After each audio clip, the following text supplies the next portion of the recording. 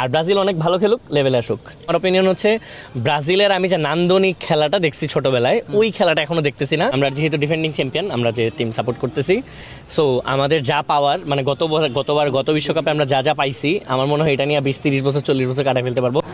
খুব বড় কোনো প্রত্যাশা নাই, এনজয় করতে আসছি। এবং আমরা যেহেতু ডিফেন্ডিং চ্যাম্পিয়ন, আমরা যে টিম সাপোর্ট করতেছি, সো আমাদের যা পাওয়ার মানে গত বিশ্বকাপে আমরা যা যা পাইছি, আমার মনে হয় এটা নিয়ে 20-30 বছর 40 বছর কাটায় ফেলতে পারবো শান্তিতে। এইবার যতটুকু যা হয়, আমরা চাই যে মেসি ভালো খেলতেছে, এটা ভালো খেলতে থাকুক, কিছু গোল পাক, আর্জেন্টিনা ভালো করুক, এটা চাই।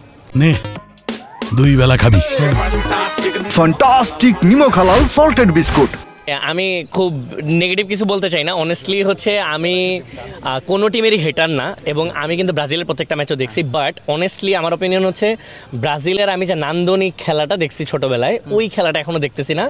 আমি এক্সপেক্ট করতেছি ব্রাজিল আরও ভালো খেলুক, মানে লাস্ট যে ম্যাচ অনেক ডমিনেট করে জিতছে, কিন্তু ব্রাজিলের ক্যাপাবিলিটি আছে আরও ভালো খেলার। মানে আমি চাই কি যে কোয়ার্টার ফাইনাল ম্যাচগুলো, সেমিফাইনাল ম্যাচগুলো অনেক হাড্ডাহাড্ডি হোক, আর ব্রাজিল অনেক ভালো খেলুক, লেভেলে আসুক। ব্রাজিল আর 5টা ম্যাচ জিতলে বিশ্বকাপ, আর আর্জেন্টিনা যদি এবার বিশ্বকাপ নেয়, আমার বড় ভাইয়ের মরা মুখ দেখবেন। না, আমি এটা বলে দিছি যে আর্জেন্টিনা যদি এবার বিশ্বকাপ নেয়, আমার মরা মুখ দেখবেন। হ্যাঁ, 100%। এটা আসলে কারণটা কি? মানে আমি জানি না, আমার 5টা স্টার ভাই কই আমার এখানে নাই।